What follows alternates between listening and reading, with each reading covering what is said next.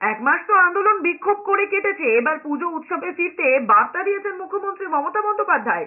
সরাসরি বলেছেন, প্রতিদিন রাতে যদি রাস্তা অবরোধ করে বিক্ষোভ চলে তবে তো সাধারণ মানুষের সমস্যা হবেই। মাইক বাজালে বয়স্কদের অসুবিধে হয়, তাদের কথা চিন্তা করতে হবে। দূষণ নিয়ন্ত্রণ পর্ষদের নিয়মও রয়েছে রাত 10টার পর মাইক বাজানো নিয়ে। তা সত্ত্বেও সব ছেড়ে দিয়েছেন। এরপরেই তিনি বলেছেন, এক মাস তো হয়ে গেল, এবার তো সবার পুজোয় ফেরা উচিত, কারণ পুজোকে কেন্দ্র করে অনেক গরিব মানুষের উপার্জন হয়, সেটাও ভাবা উচিত বলে মনে করেন তিনি। সিবিআইকেও দ্রুত তদন্ত শেষ করতে বলে মুখ্যমন্ত্রী হুঁশিয়ারি দিয়ে বলেছেন, কারো বিরুদ্ধে কেস করেননি বলে সেটাকে যেন দুর্বলতা না ভাবে।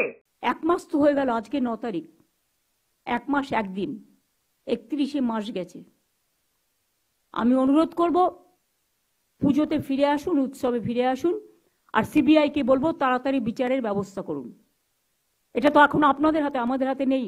এখন সাজা পুরো সিবিআই এর হাতে। আসল কেসটা করুন। আসল কেসটা হচ্ছে যে ভিকটিমস তার পরিবারকে বিচার দিন, যে নির্যাতিতা তার পরিবারকে বিচার দিন, এবং এই বিচার তো সিবিআই কোর্টে হবে, আমাদের কোর্টে তো নয়।